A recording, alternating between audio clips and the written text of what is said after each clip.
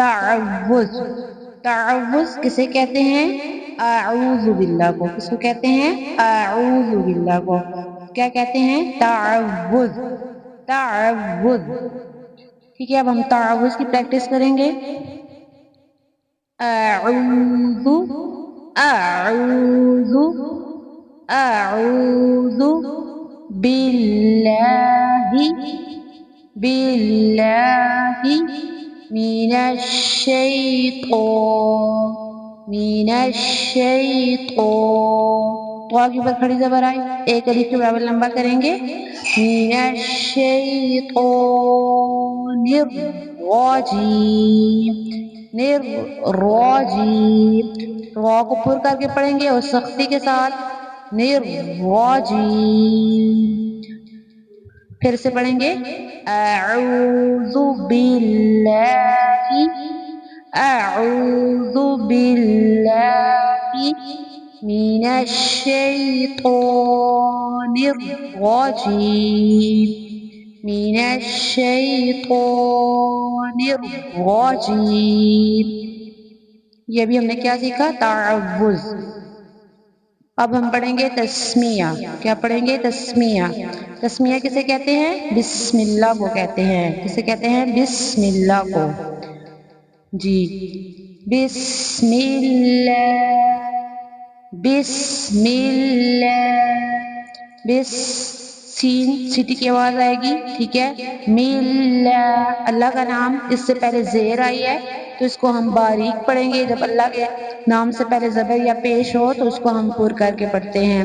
اسی طرح سے را، را کے اوپر زبر آئی ہے، را کو جب زبر آئے گی تو ہم اس کو پر پڑھیں گے، اور جب زیر آئے گی تو ہم اس کو باریک کر کے پڑھیں گے. زبر اور پیش آنے کی صورت میں ہم اس کو پر کریں گے. پر کا مطلب تھوڑا موٹا کر کے پڑھنا، اور جب اس کی اوپر تشدید آ جائے تو اس کو سختی کے ساتھ ملانا. بسم اللہ، بسم اللہ، بسم اللہ الرحمن، الرحمن. ہا کا مخارج واضح کریں گے. الرحمن، الرحمن.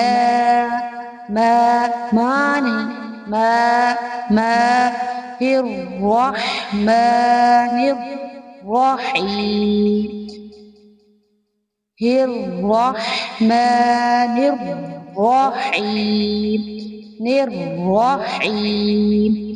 حیم، یا مدہ. الرحیم. پھر سے پڑھتے ہیں. بسم اللہ الرحمن الرحیم، بسم اللہ الرحمن الرحیم. اب ہم آتے ہیں اپنے لیسن کی طرف. جی، آج ہمارا لیسن ہے لیسن نمبر 1، یعنی کہ تختی نمبر 1، حروف مفردات. کیا ہمارا لیسن ہے؟ حروف مفردات. مفرد، مفرد کہتے ہیں ایک لفظ کو. ٹھیک ہے، مفرد ایک لفظ ہے، اور مفردات الف سے یا تک جتنے حروف ہیں ان کو ہم مفردات کہتے ہیں. اور ان کی ڈیفینیشن کیا ہے؟ اس کا مطلب یعنی کہ کیا ہے کہ مفردات الگ الگ حروف کو مفردات کہتے ہیں. الگ الگ حروف کو مفردات کہتے ہیں. سمجھ آ رہی ہے نا آپ کو؟ الگ الگ حروف کو مفردات کہتے ہیں. ہمارا پہلا لفظ کیا ہے؟ الف، الف، الف. با، با، با، با. ایک الف کے برابر لمبا کریں گے. ٹھیک ہے، با کو.